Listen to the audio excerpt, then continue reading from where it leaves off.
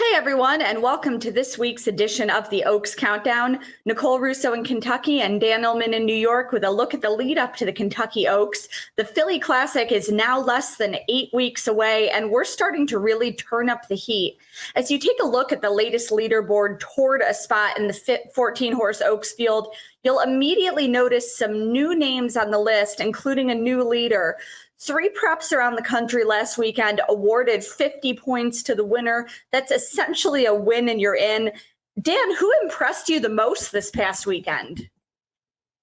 Personally, I was impressed by Will's Secret, Nicole. I've been impressed with her in her last 3 victories. John Court has ridden her with just the utmost confidence in all of those races, including last week's Grade 3 Honey Bee at Oaklawn. There was no pace going on. This filly has wonderful tactical speed. John got her right into the race. She traveled smoothly throughout.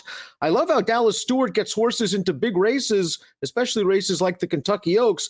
The only issue with Will's Secret is she's a bit slow on the Beyer scale. That race produced an 82 Beyer, a career top. She's going to have to find a few points if she's going to win the Kentucky Oaks, but she's very promising.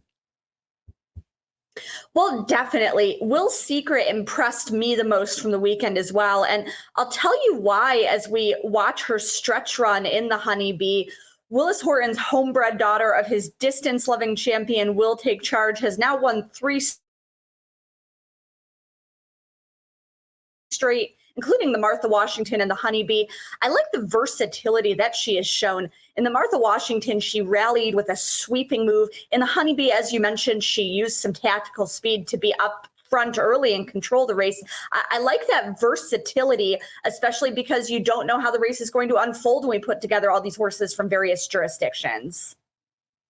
Agree 100%. Plus, distance is not going to be a problem for Will's Secret. She is bred to go long. She has now had 5 two-turn races in a row. She should have the bottom going into the Kentucky Oaks. Again, it's all about her running just a little bit faster on the Beyer speed figure scale, but this division is in a slight bit of disarray ever since Vequist's bomb in the Devona Dale. It's wide open right now. We're going to learn a lot more next week.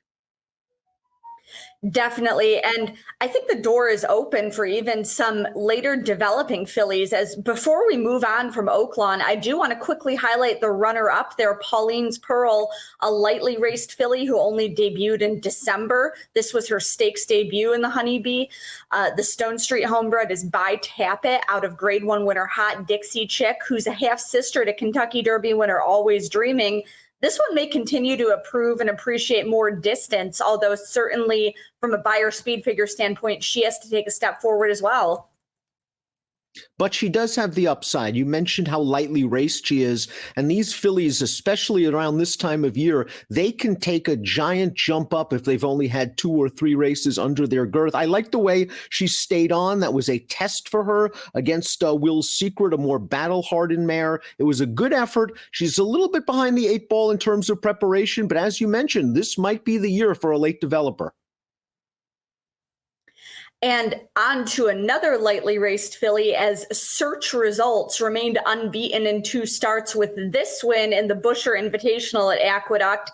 She stretched out from the 6 furlongs of her debut to a mile for this game half-length win. She's going to have to go a decent bit farther, but Dan, what's your take on her so far? Seems like another filly with some upside. I think she has plenty of upside. She's certainly well connected, being trained by Chad Brown. She is still very green. We see she's hanging on her left lead all the way down the 1-turn mile at Aqueduct in the Busher, but that is a pretty nice sprinting filly that she defeated in Miss Brazil. She was very game to win. I'm not concerned about additional distance for her. She is by Flatter. This is the female family of a Woodbine Oaks winner in Kim Chi. She earned an 84 Beyer speed figure. I think she's only going to get better. But the water's going to get a lot deeper. And as you noticed in the Busher, there just wasn't a lot of closing going on. She got right up close to a very slow pace. I think she benefited from the trip and the race flow. Definitely. I think that's a very valid analysis of how the race shook out. And last but not least, let's take you out to California for the Santa Ysabel. Beautiful Gift made her 3-year-old debut and her first start since October, a winning one. Beat a small field going a mile and a 16th, but certainly bred to go longer by Medaglia d'Oro, who's already sired 2 Kentucky Oaks winners out of an AP Indy mare. And I think there's room for someone to step up in the California division right now, as Las Virgenes winner Moonlight d'Oro was knocked off the Oaks Trail. You're absolutely right. This division out on the West Coast crying for a leader. We might have found it with the Bob Baffert trained Beautiful Gift. I liked the way she was reaching out for ground in the latter stages of that race. Remember, she was returning off of a 3.5-month layoff, and those are some decent fillies that she had to kick down. She had a lot of work to do. In the last 3/16 of a mile, she overcame all of that. It was a pretty fast race, an 87 Beyer speed figure. You mentioned her pedigree, the Half de Chateau, the winner of the Sunland Derby. I think Beautiful Gift has a lot of upside potential. I think there's going to be a lot of buzz because Baffert trains this horse. And remember, as you mentioned, Nicole, she only beat 3 others. So the waters are going to get deeper, but I'd sure like to have a promising 3-year-old filly out in Southern California because that division looks ripe for the picking.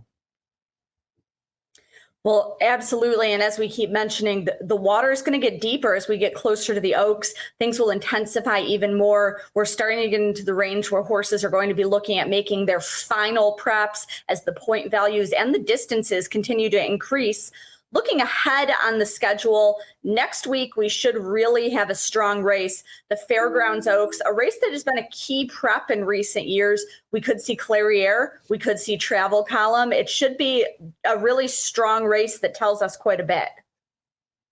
The New Orleans path right now looks like it is the strongest path to this year's Kentucky Oaks. Clairiere and Travel Column, in my opinion, right now are head and shoulders above the rest of the division. On dirt, at least, you could make the argument even that Aunt Pearl is the best 3-year-old filly in the country. She's not prepping for the Oaks. She's looking for an international campaign on turf for Brad Cox. But I'm really looking forward to this little rivalry that we have with Clairiere and Travel Column, with perhaps Clairiere being a little bit more comfortable with additional distance. Well, perhaps this will be their rubber match. They've faced each other twice already in graded stakes. Tune in next week as we'll be back with a look at that field as it continues to develop and other developments right here on the Oaks Countdown.